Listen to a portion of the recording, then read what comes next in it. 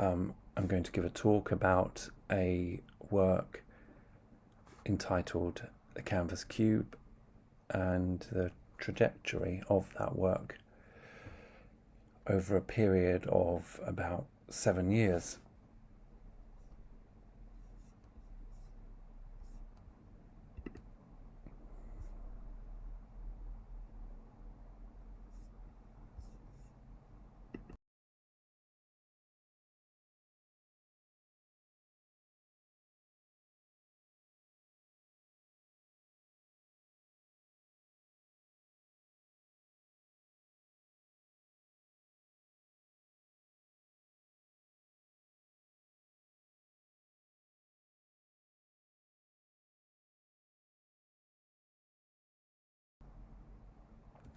So it began when I commenced a MA in Fine Art at University of East London between the years of 2016 to 18.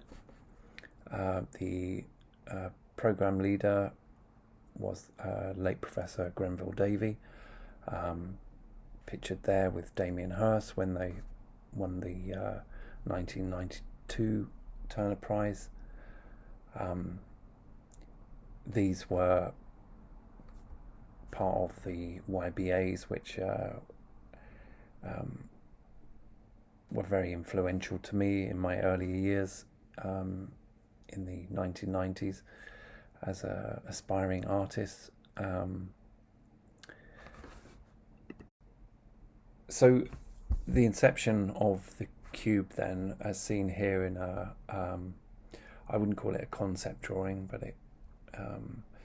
it's more aesthetic of how I envisaged the cube to look, and the inspiration from that came from many years executing work, drawings and paintings in a square format, and I wanted to take the work off the wall and explore that. So it sort of relates to the ergon, the work, and the paragon, the framing or the surrounding of the work, of the centre of the work. So here's a more detailed design of the cube. So I, after much thought and measurement, I was trying to think of how 6 stretched canvas can interlock and form this cube. So I designed this inverted edge, so they lock together.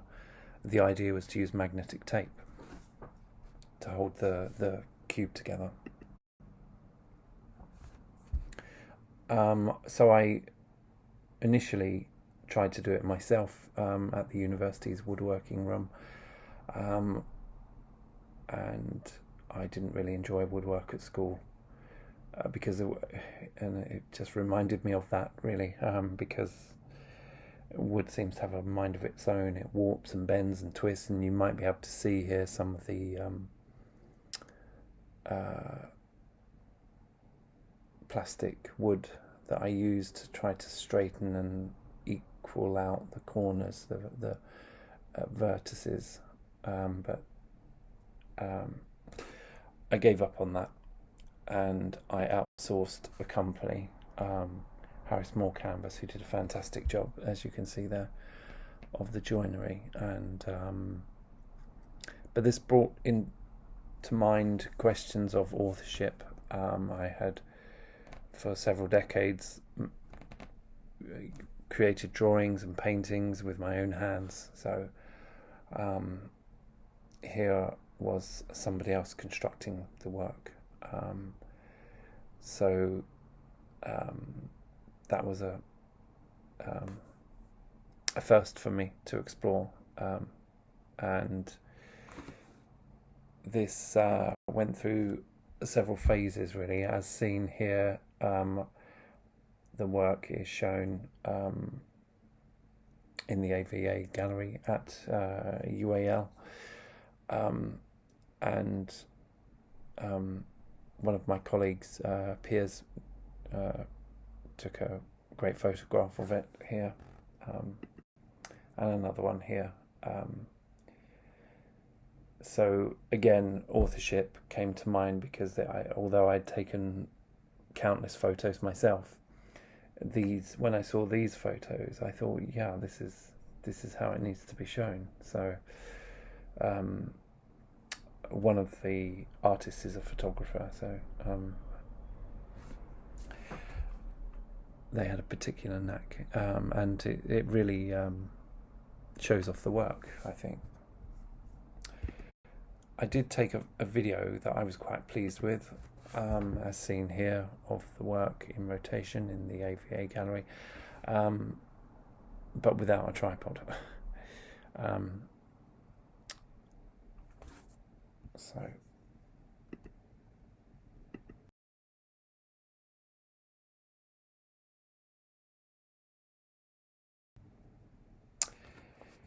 I also showed the work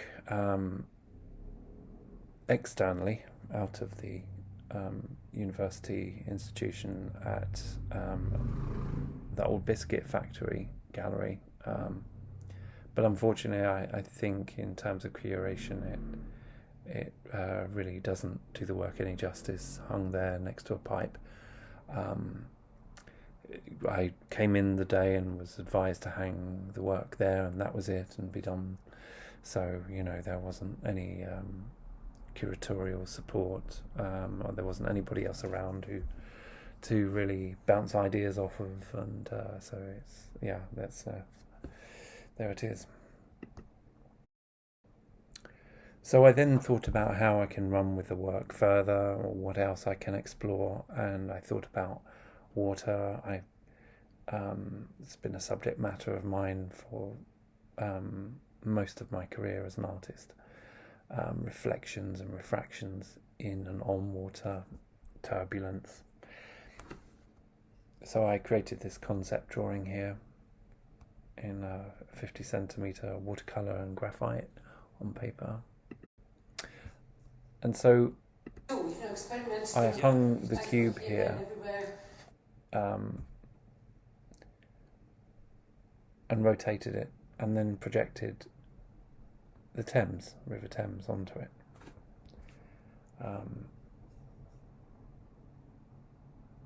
Experiments, here, there, and everywhere, try everything and see how it goes. But that is amazing, because I can see the background water. It's like a proper water. Yeah, it is. Yeah, I recorded it just on my phone and made it slow. Slowed it down. Oh, really? That is cool. Beautiful.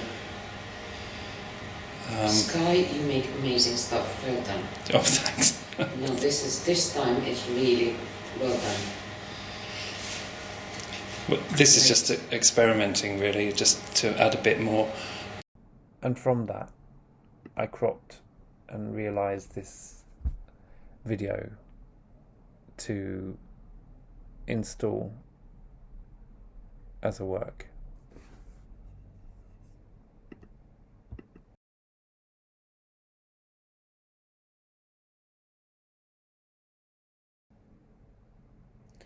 At this time, an opportunity came up on the MA course to group, as a group of students, take up a residency at Eastbury Manor House, a fantastic Tudor Grade 1 listed building.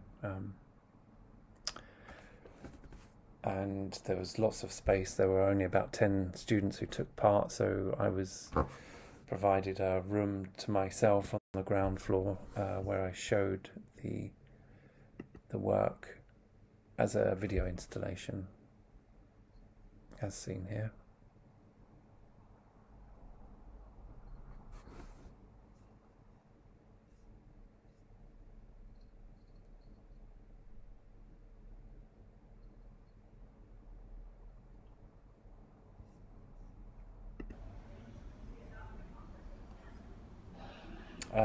Being as a group, there were opportunities to bounce ideas off of each other, and which was very useful. My lived experience of dyslexia has often been in art is of having a studio space where I can work alone and excel. As I found through my research is often the case with other dyslexic artists. If we're in a group or a classroom type setting where we're compared to neurotypical, we often fall behind or become invisible, and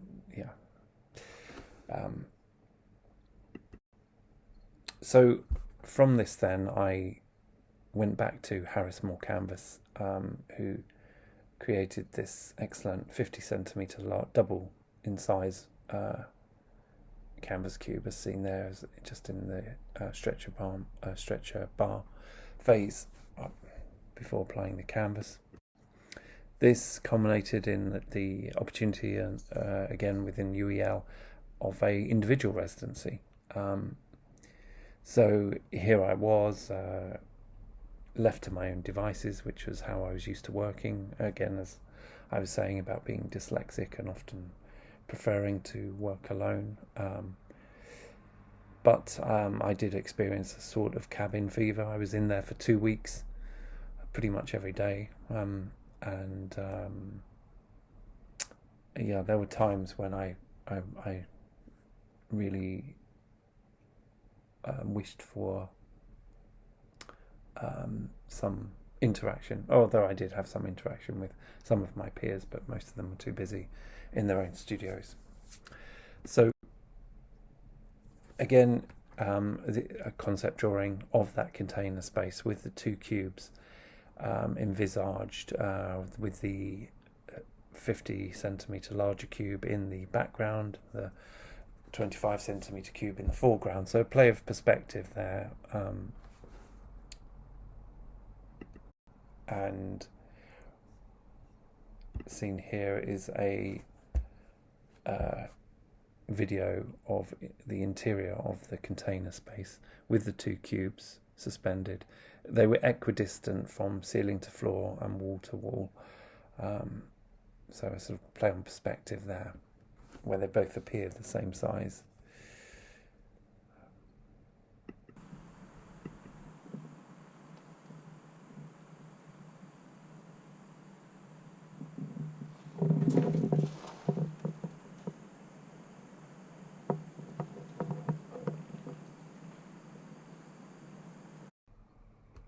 And seen here is one of the videos I was making. There I am rotating the canvas just to give you an idea of scale of the larger canvas cube. Again with water projected.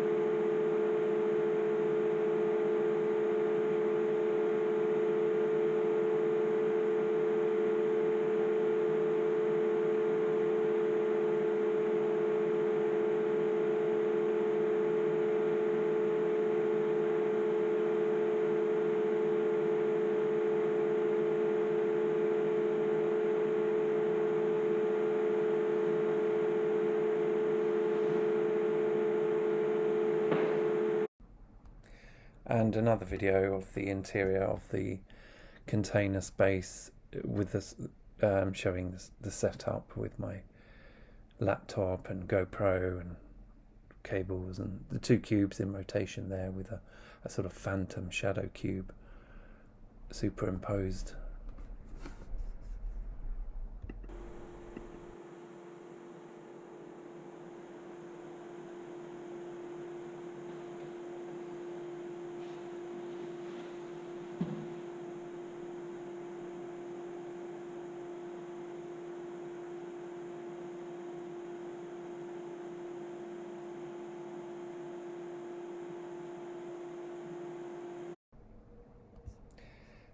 And here's one of the videos that I executed from those 2 weeks in the container space. A sort of heightened light and dark chiaroscuro effect of the water on the cube there.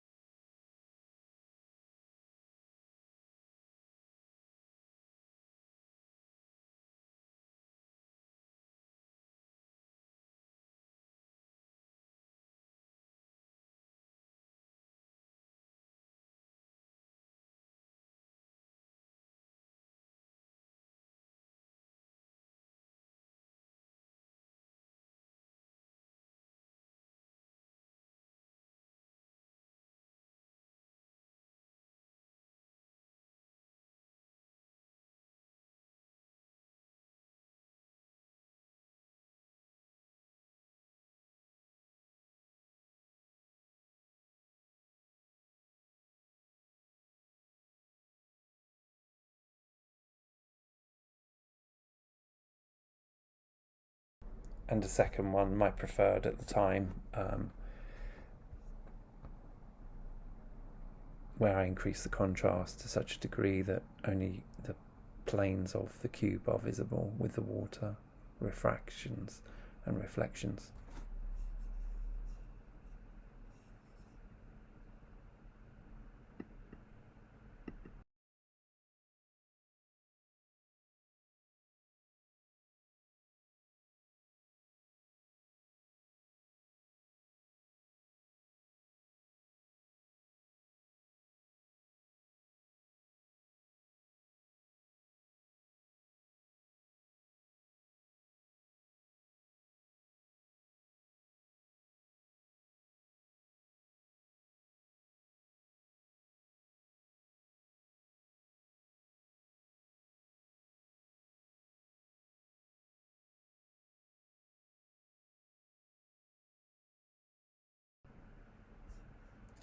And then the MA show, the end of the MA culminated in an exhibition. And seen here are the cubes. I deliberately created this darkened room with a projection there, 2 projections and a painting. It didn't actually look as dark in the actual physical space, but on the video there it is.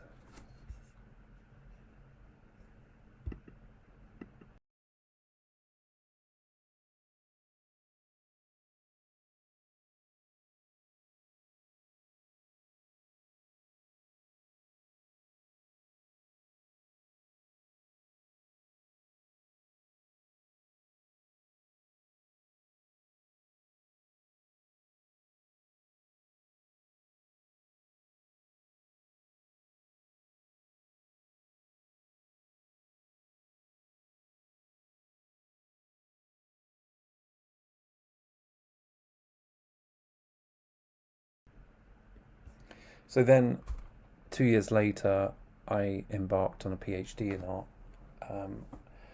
where I was exploring the lived experience of dyslexia in relation to making art, and through the lens of the sublime in art theory. Reading up on philosophy, I reflected on the fact that the cube is a square, or the square is the cube, which is symbolic of the physical world, and the sphere, or the circle, the spiritual. And when the cube is rotated, as seen here, it becomes a sphere. And as cited there by De Beer, the most universal form, containing all other forms, including the cube, is the sphere, or the egg. So I was experimenting here with rotating the canvas at various speeds. The cube is held together with magnetic tape, so it was really a test to see how fast I could rotate it before it would fall apart, as it does in the following movement.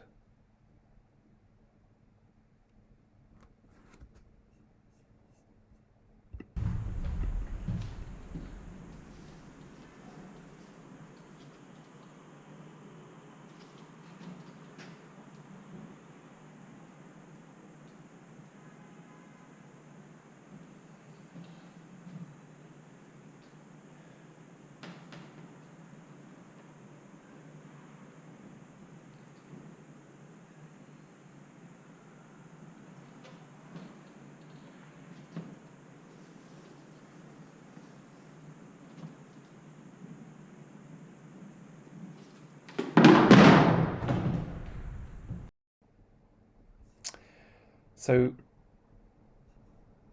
exploring the lived experience of dyslexia throughout my PhD research, I became aware of these strengths in relation to dyslexia, such as 3D spatial reasoning, mental rotation, big picture thinking, intuition, cited there by Ide and Ide in their very popular book, The Dyslexic Advantage. So I already knew that art was something I can excel in and feel good about life by doing, but I didn't really know why that was. So through introspection and researching the literature in the field of dyslexia, I became much more well informed on visual, spatial related abilities inherent often in dyslexia.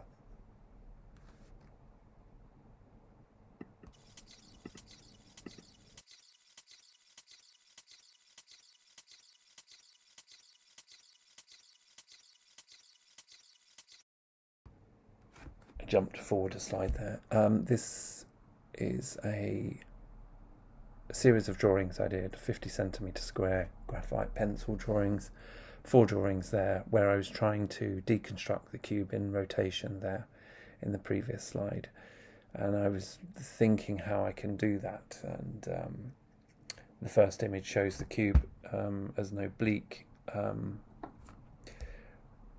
rectangle, and then a symmetry of that when it's rotating, and then the archetypal 3-dimensional cube on its axis there, and then finally where all those drawings I created on top of each other, we then see the cube in rotation in a conceptual drawing,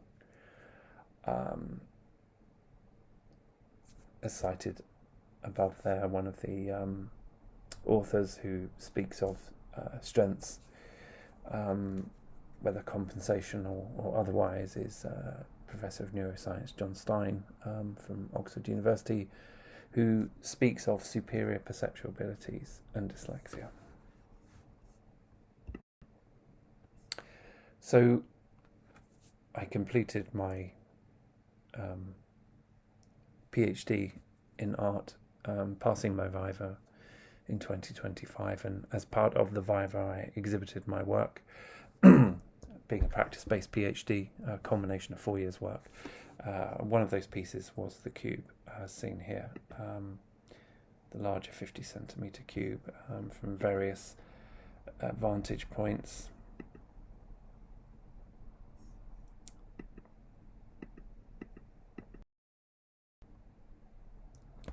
So a key takeaway from this might be that exhibiting is not just about showing work. As I have learnt, it's about curating with intention, claiming authorship, and embracing collaboration as a source of insight and growth. Thank you for listening, and here are my references.